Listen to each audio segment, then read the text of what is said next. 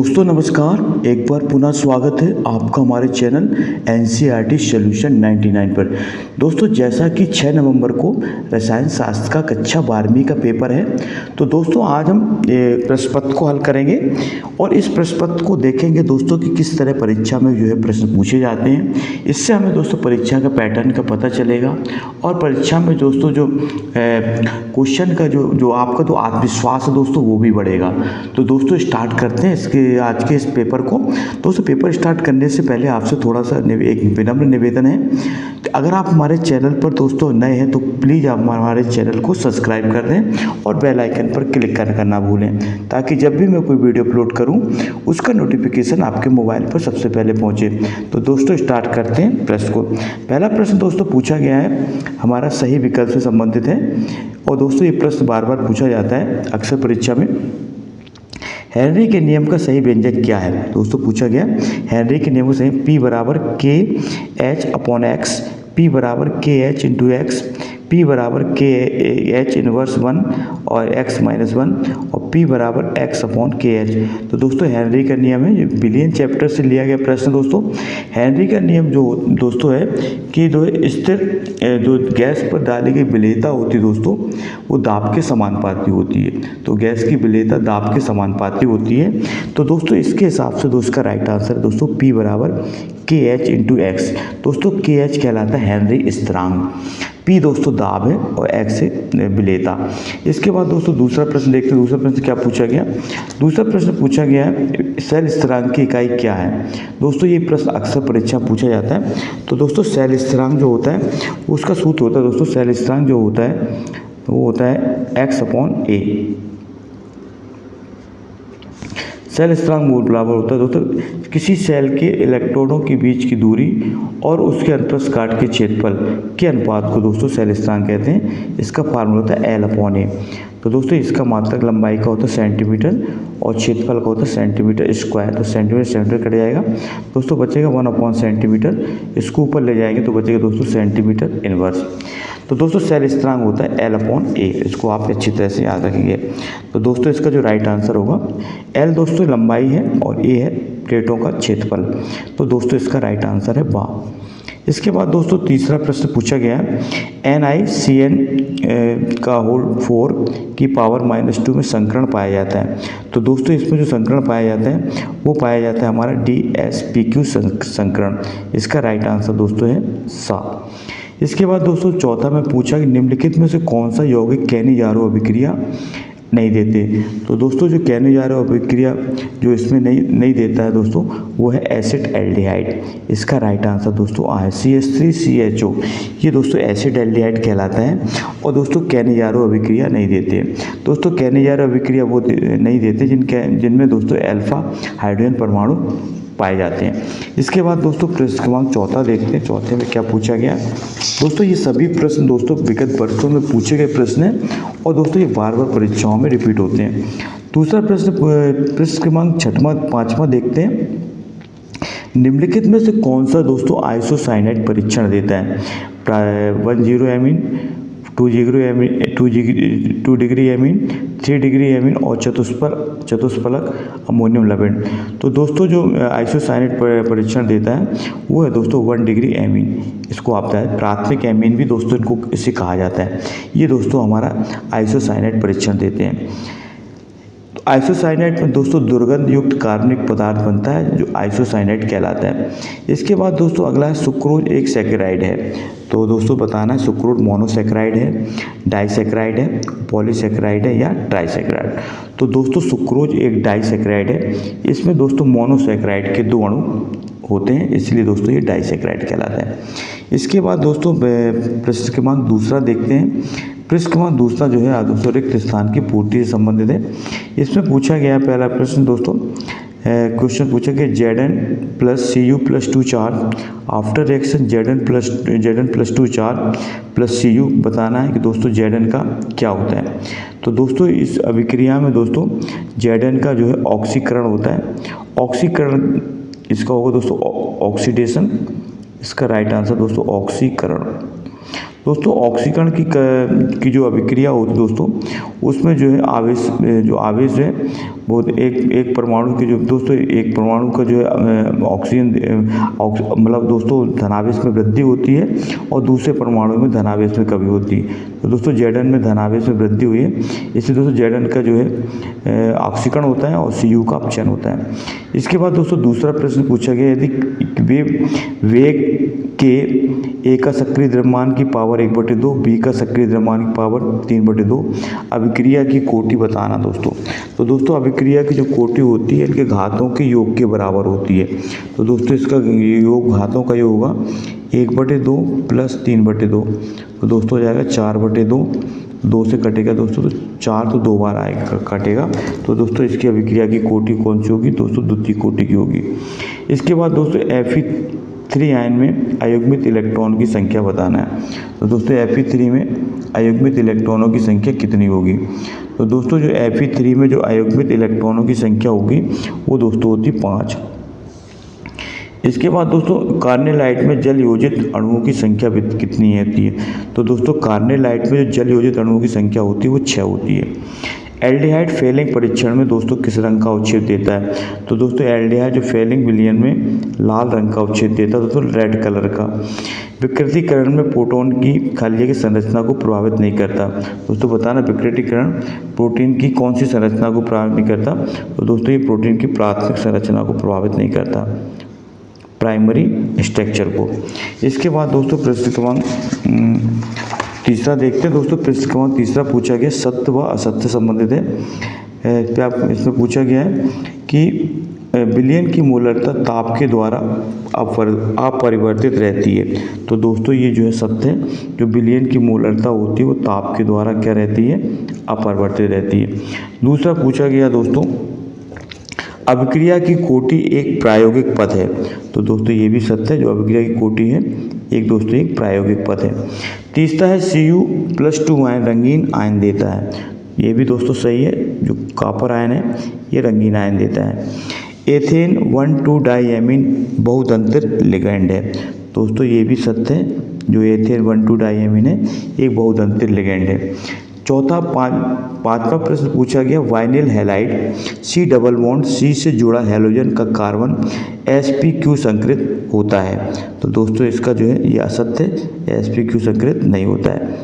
इसके बाद दोस्तों अगला पूछा गया है कि एस्टरों के जल अपघटन से सीधे कार्बोक्सिलिक अम्ल प्राप्त होते हैं। तो दोस्तों ये बिल्कुल सही है, इनके जलीय अपघटन से कार्बोक्सिलिक अम्ल प्राप्त होते हैं, सत्य है।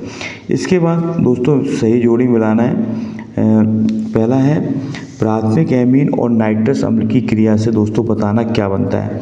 तो दोस्तों प्राथमिक एमीन और नाइट्रस अम्ल की क्रिया से दोस्तों एथिल अल्कोहल और नाइट्रोजन गैस बनती है। तो दोस्तों पहले का राइट आंसर ये होगा। दोस्तों प्राथमिक एमीन जो होती है उसका सूत्र होता है दोस्तों, प्राथमिक एमीन का जो सूत्र होता है वो होता है दोस्तों RnH2। इसको आप याद रखना, RnH2 ये प्राथमिक एमीन है।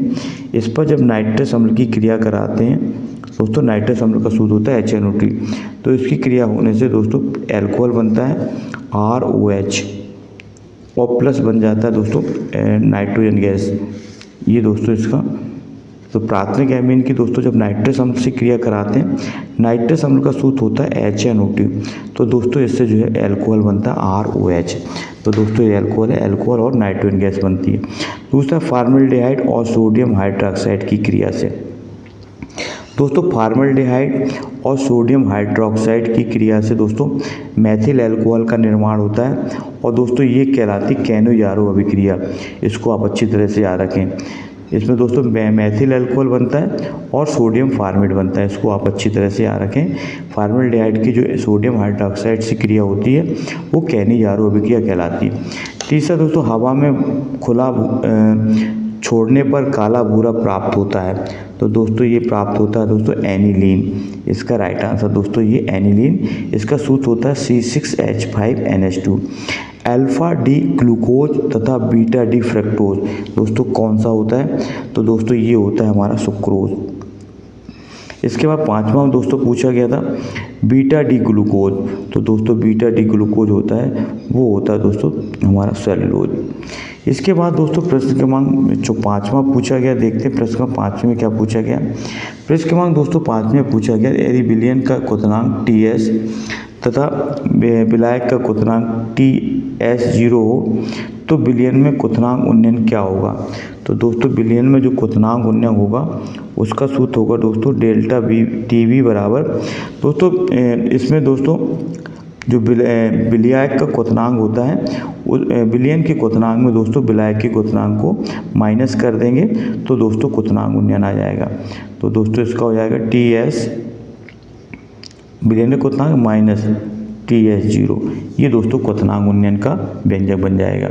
इससे तहत निकाय Mg+2 ऑब्लिक Mg का मानक इलेक्ट्रोड विभव होता है।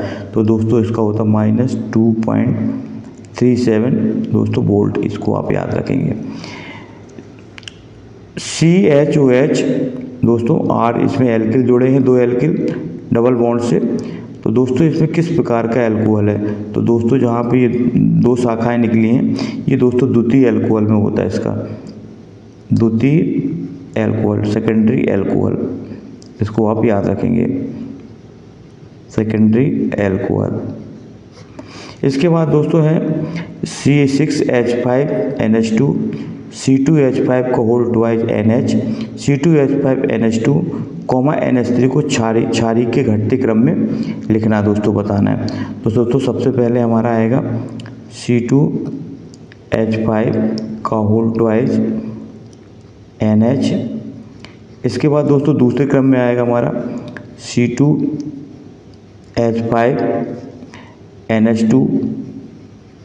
इसके बाद दोस्तों तीसरे क्रम में अमोनिया और दोस्तों चौथे क्रम में आएगा C6H5NH2 एनिलीन। वसा विलेय विटामिन के नाम लिखना। दोस्तों वसा में विलेय विटामिन बताना है। तो दोस्तों वसा में विलेय विटामिन है A, आप याद रखेंगे, D, E और K, ये दोस्तों वसा में विलेय विटामिन है। जबकि B और C दोस्तों होता है जल में घुलनशील विटामिन। इसके बाद दोस्तों अगला प्रश्न है। अगले प्रश्न में दोस्तों ये पूछा गया है। इसके बाद 7वें प्रश्न में दोस्तों पूछा गया है अभिक्रिया की कोटि और आणविकता में 2 अंतर लिखना है। दर स्थिरांक और अभिक्रिया के दर में कोई 2 अंतर लिखना है। और संक्रमण की 3D और 4D के प्रथम व अंतिम तत्वों के प्रतीक निकला है। इसके बाद दोस्तों आंतरिक संक्रमण तत्व की 4F तथा 5F श्रेणी के प्रथम व अंतिम तत्वों के क्या लिखना है, प्रतीक लिखना है। इसके बाद निम्नलिखित यौगिकों के IPAC नाम लिखना है। ये दोस्तों परीक्षाओं में अक्सर पूछे जाते हैं, इनको आप देख लें। और दोस्तों इसके बाद अथवा में पूछा गया निम्नलिखित यौगिकों के सूत्र लिखना है। इसके बाद दोस्तों प्रश्न क्रमांक 10वां देखते हैं। 10वें में क्या पूछा गया। प्रश्न क्रमांक 10वें पूछा गया दोस्तों NiCl4 का दोस्तों ब्रैकेट 1-2 चार्ज में कि संरचना संयुक्त आबंध सिद्धांत के अनुसार संकरण का प्रकार बताना, ज्यामिति बताना और चुंबकीय व्यवहार बताना है। कीलेट की परिभाषा लिखना दोस्तों और एक उदाहरण देना है। DDT का IPAC नाम और संरचना लिखना। दोस्तों DDT का पूरा नाम होता है पैरा डाइक्लोरो डाइफेनिल ट्राइक्लोरोएथेन। ये दोस्तों कीटनाशक के रूप में इसका उपयोग किया जाता है। बीटा विलोपन अभिक्रिया कैसे होती है, इसको उदाहरण समझाना है। डाइसैकेराइड का एक उदाहरण देना है। विटामिन B1C तथा रासायनिक नाम हीनता जनित एक रोग का नाम लिखना है। इसके बाद दोस्तों ये न्यूमेरिकल है। और दोस्तों इसके बाद ये 14 में पूछा गया लैंथेनाइट संकुचन क्या है।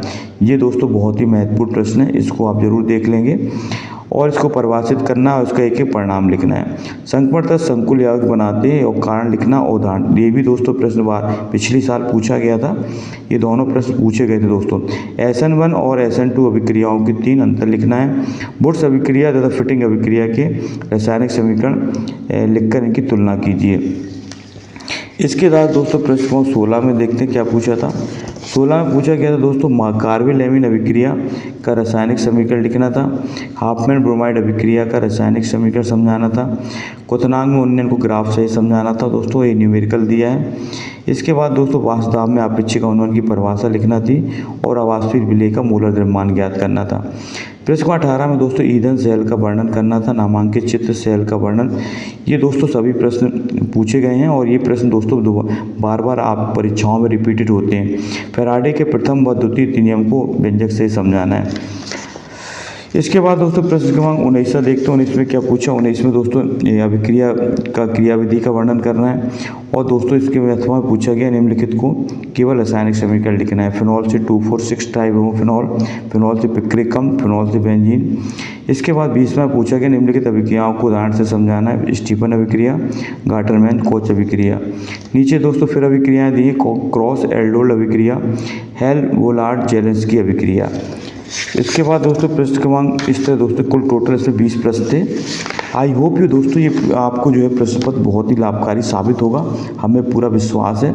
आप इन प्रश्नों को नोट डाउन करें एक कॉपी में और इसका बार बार अभ्यास करें, जिससे दोस्तों आपको परीक्षा का पैटर्न और आपके आत्मविश्वास में वृद्धि होगी और आप परीक्षा में दोस्तों अच्छे से अच्छे स्कोर लेकर परीक्षा उत्तीर्ण करेंगे। तो दोस्तों अब पुनः आपसे एक आग्रह है कि अगर आप हमारे चैनल पर नए हैं तो आप हमारे चैनल को सब्सक्राइब कर दें और बेल आइकन पर क्लिक करना ना भूलें। तो दोस्तों आपका दिन शुभ हो। जय हिंद, जय भारत, वंदे मातरम दोस्तों।